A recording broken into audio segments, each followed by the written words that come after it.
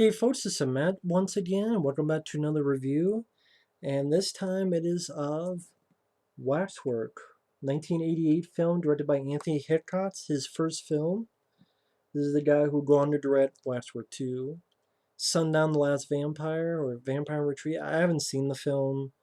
I think I saw it once a long time ago. It is on DVD, but I need to pick it up one day because I've heard good things about it. Again, I don't remember the film. I do know Bruce Campbell and David Carradine are in it. Let's see. He also did Hellraiser 3.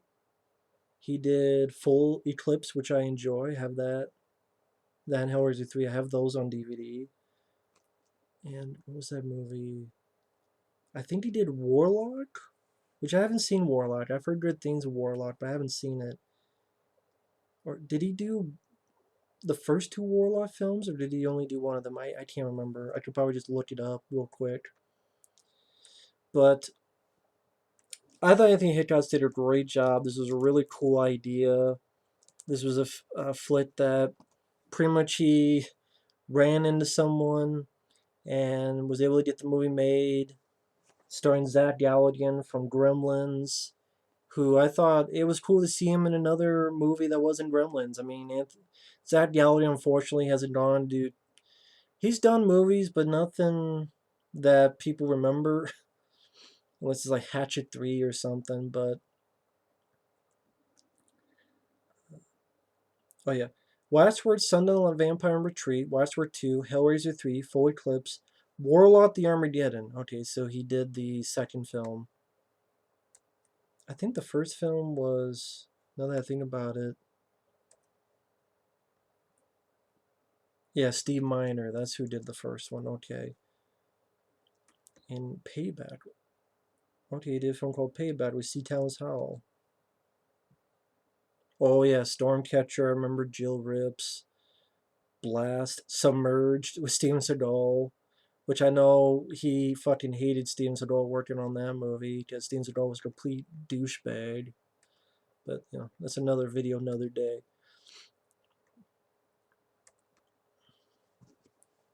You also have Deborah Foreman. You got Miles O'Keefe, Patrick Macnee, David Warner.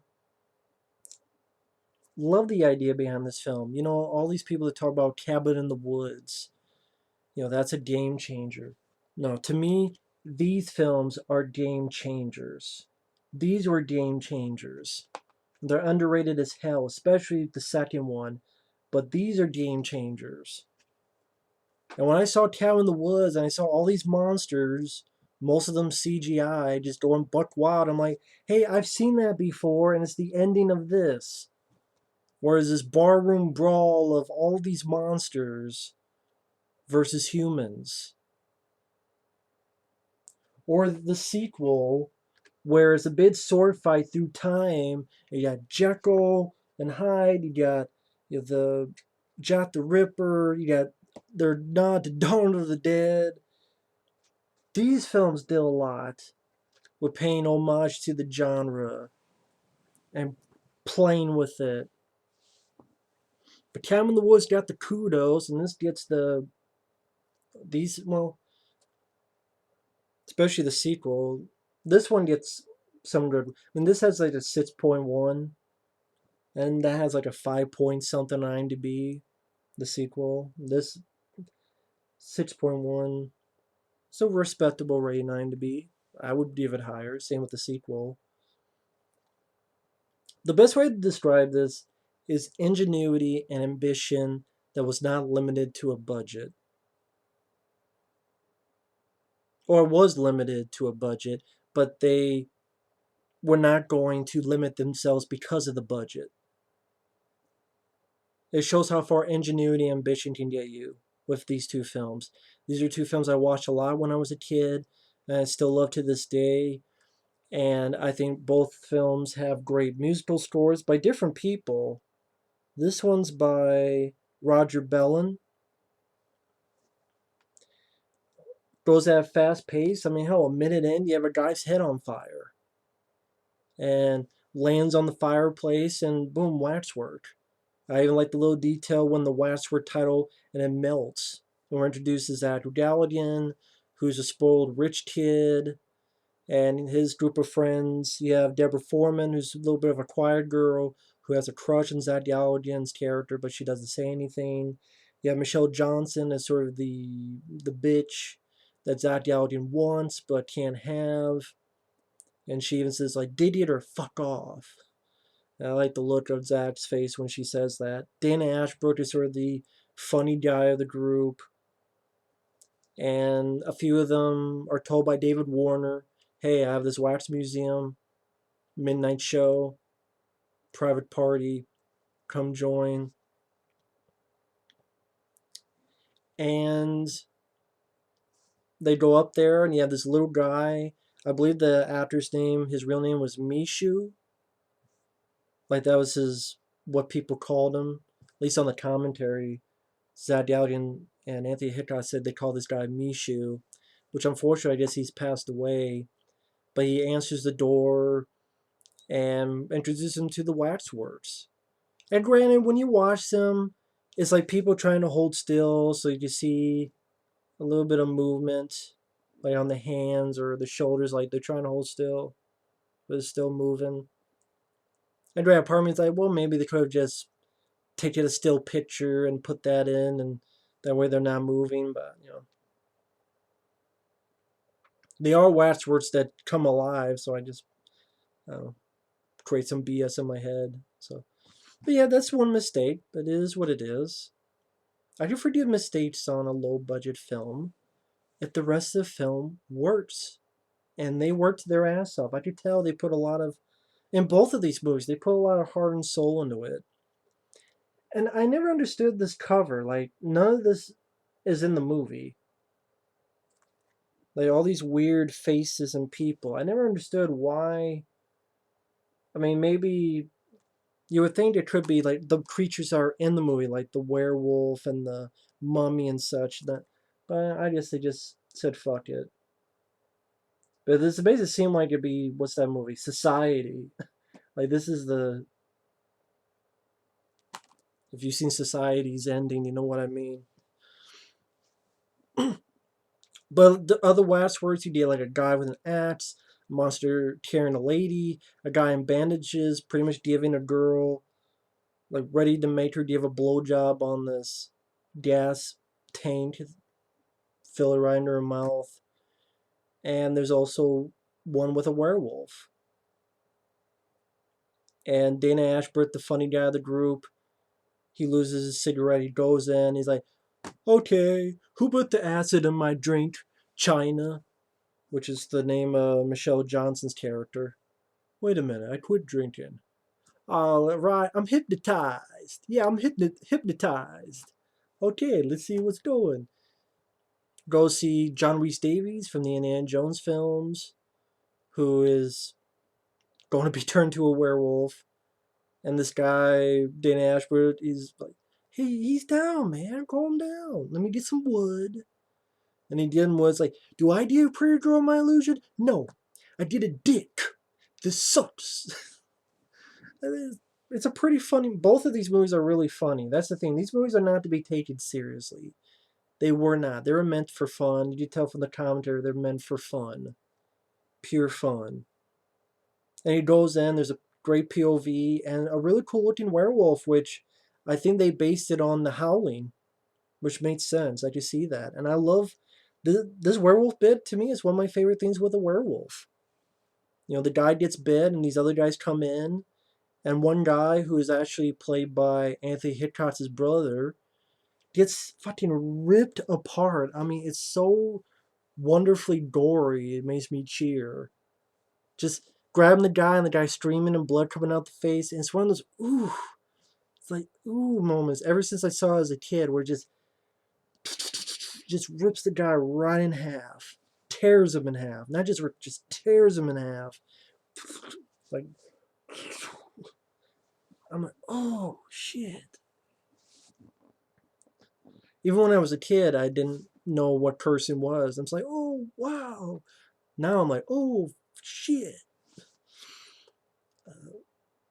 And before that, even nice bits where the guy tried to hit the werewolf with the chair, And the werewolf like brushed it off, and like now I'm gonna tear you in half, tear your ass in half, and the rest of your body in half. But the other guy there is able to shoot the werewolf and shoot the poor guy, Dana Ashbrook. And he gets some nice bits of effects when he's changing, ready to change to a werewolf. And then the other girl, China, played by Michelle Johnson, she gets into a. Just the whole thing is these waxworks, they have little. Each one is like a little portal into the world.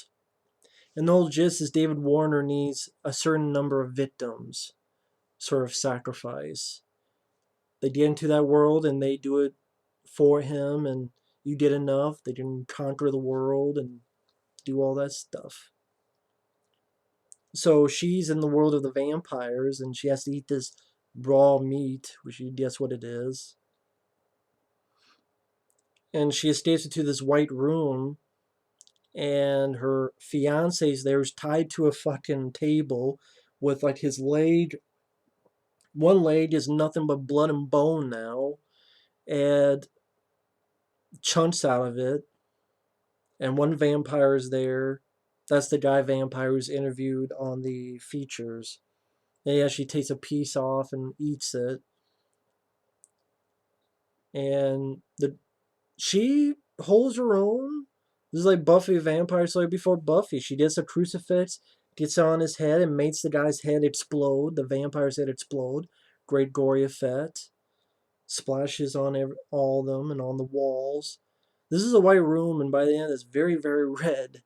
Just like the three female vampires get there, and this girl's taking care of them, stabbing the shit out of them. Anytime she stabs them with a stake, blood squirts everywhere. Throws one into these champagne bottles and gets impaled by champagne bottles. Just really great gore work on this. If you're a gore fan, you definitely need to see Waxwork. A lot of fun.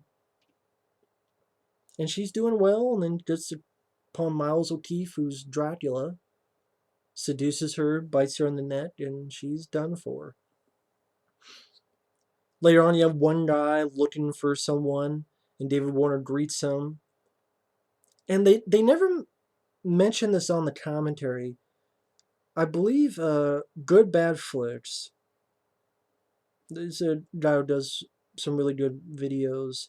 He had done one on Waxwork. And he mentioned how, originally the scene was going to be Friday the 13th. It was like a guy in a hockey mask, and the guy says, "Oh, like Friday the 13th." And then David Warner would say, "They made a movie of that?" Here it's Phantom of the Opera. It's like that's like the Mask and Curse of the Opera. And David Warner goes, "There was a movie on the Phantom? Yeah, several of them." And then after pushing the guy in, they'll make a movie out of anything. But originally, that wasn't supposed to be the Phantom. That was supposed to be Friday the 13th. Based on Good Bad Flicks, but that's never mentioned on here. Not on the commentary, not on the documentaries. There's no mention of that Friday the 13th and such was supposed to be in there.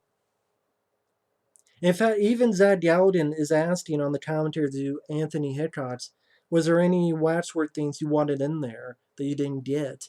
And all he mentions is he wanted a sci-fi thing. He wanted to do like an alien thing, which he got to do in the sequel. But they never mentioned Friday the 13th, so I don't know if Good Bad Flicks was wrong, or he got some bad info, or they just didn't bother saying it on here, so I don't know what the deal is. By the way, I like the scene.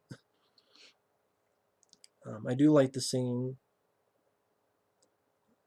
Hell, that could have been a great Waxwork 3. Zach Galligan and whoever the hell became his girlfriend this time, dealing with nods to current stuff. Like your Freddy's, or if you gotta do knockoffs, Freddy knockoff, a Jason knockoff, a Chucky knockoff, a Leatherface knockoff. I mean, hell, they do Frankenstein and all this stuff knockoff. Between both of these films, like they did Dracula, a werewolf. Then coming up, you have a mummy, where a cop is looking into it. He gets pushed in, and it's this mummy thing where the mummy comes back and like steps on a guy's head and crushes it. One guy impales it with a spear, and the mummy takes him and impales the guy with the spear he's been struck with. And then throws the girl and the cop into this tomb and encases it. And it has really good stuff. It has really good stuff with vampires. A great memorable one with a werewolf and a great memorable one with a mummy. It does a lot of great stuff. And the kids, the two leads who get out safely, they meet Patrick Macnee, who knew Zach Galligan's grandfather, who I guess he was the guy who died at the beginning of the film, whose head was on fire, and that he was killed by David Warner. And Patrick Macnee goes, yeah, that guy, even though it was that long ago, he sold his soul to the devil and, end of the world. You gotta destroy the Waxworks that haven't been gotten a victim yet, so that David Warner doesn't complete his plan and doesn't have the victims to release all the monsters and let them live and all that stuff. But when they get there, they get pushed into the last two. One's a Marquis de Sade, one's a zombie one, a la Night of the Living Dead. The Night of the Living Dead one, that was really cool because they did it in black and white, and I thought it looked pretty cool. I like it more than the original Night of the Living Dead. I'll admit that. My favorite is Dawn of the Dead, the original, and the original Day of the Dead. But this part is still really cool. I also the Marquis de Sade. Granted, out of all of them, all the little time portals is the least interesting because okay, it's a guy. S&M stuff is just okay, but I get what it is for the plot and the story. And I thought the actors did fine, and actually one of them is played by the director Anthony Hickox. The guy who played the Marquis de Sade, he did a good job. And Zach Galligan dealing with the zombies and this hand who's on him. A little bit of reference, I'm sure, to Evil Dead too. Able to put the hand up and get out of there because it's one of those things with belief. If you don't believe it's real, it can't hurt you.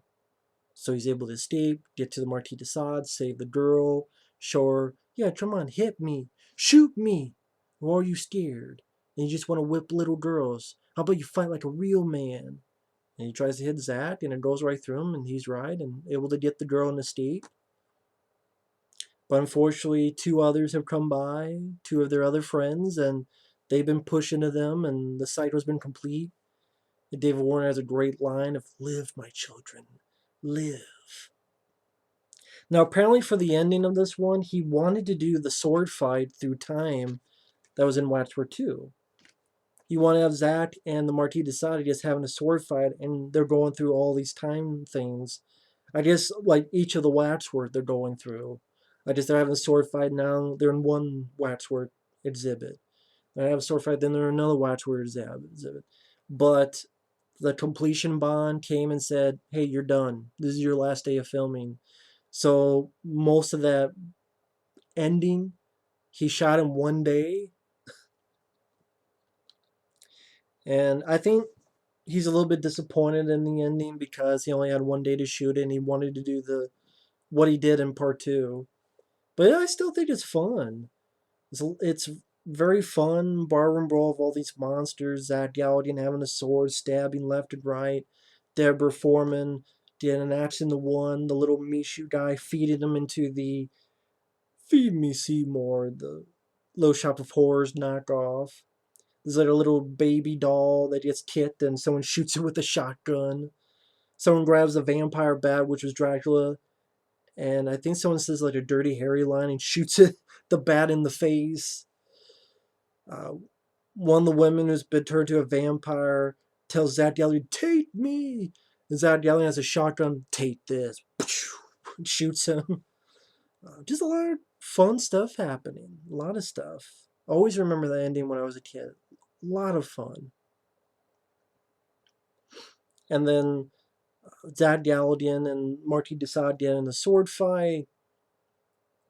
And Deborah Foreman is able to kill the guy, axe to the back. Patrick Macnee comes in, saves him by killing David Warner. But Patrick Macnee gets his head popped off by the werewolf. And it is funny that he says, "Oh my goodness," before that happens. Like, even to the end, he's very proper Englishman, proper gentleman. Then, oh shit, oh fuck me. It's like, oh my goodness. But it's sad his terror died, and even I think they admit, man, we shouldn't have killed him off because he could have been more in the sequel. But he does come back for the sequel, which I'll get to. And they burn the place down, and you get the sequel bait ending with the hand, which leads into Waxwork 2. And you even have a song, "It's my party and I'll cry if I want to," at the end. This film is definitely a flick that his tongue is firmly planted in his cheek. Has a lot of great references to the older films by having the mummy and the werewolf and vampires, and at the end having all these creatures come out to play. And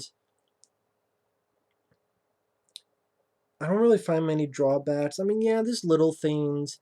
Like I said before, they're trying to stay still, and you see them move a little bit. And I'm sure if they had more time and money, like you see more of the ending, like more of the creatures that were there fighting with the humans and such.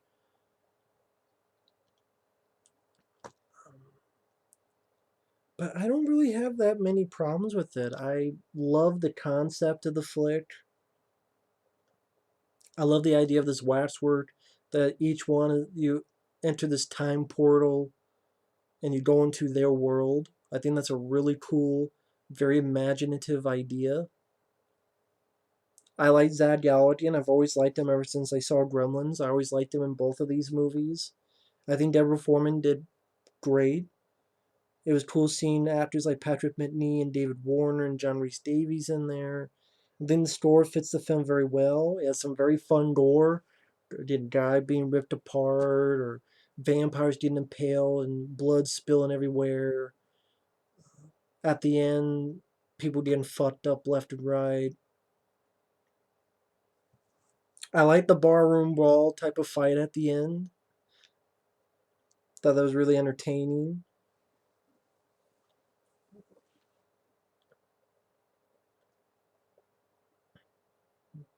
Yeah, I don't really have any problems. I think it's a very, for a first directing job, I think that Anthony Hickox did a great job with this. And again, it shows what, with a limited budget, you can still do a lot with some ingenuity and some ambition. And that's the theme with these Waxwork films. They are very much ambitious, considering the low budget they have. But it's the ambitious that is used with still practicality. Like nowadays, you have low budget sci-fi horror films, whatever, and yeah, they're ambitious, but they just use a lot of really, really shitty, cheap computer effects. Here, it's what can you do with your ambitious? What can you do, but still, on a practical level, which I appreciate. And yeah, I think Waxwork's a great flick. So thanks for watching. Take care. And next time I will talk about, to me, the very underrated sequel. And in fact, it's the film I like even more than the first one because I love the first one. But what I love about the sequel is Zach Galligan has a bit more to do. Because in the first one, it's finding out what the problem is while his friends are being killed in their werewolf vampire stuff. Going to the cop, talking with Patrick Macnee, dealing with the zombies, rescuing her from the Marquis de Sade, and then the finale. While here, the two main characters, they have much more to do, like Zach Galligan dealing with the Frankenstein stuff, dealing with the haunting stuff, dealing with even the bit with the alien stuff, the having sword fight through time, fuck it up Jack the Ripper and kick him into the world of Nosferatu, get his ass munched by a vampire. So I like that this was more of an adventure as well as the horror comedy. It has that adventure and fairy tale aspect, which I found really interesting. But anyway, I'll get more into that. But thanks for watching. Take care, and we'll see you later. Bye bye.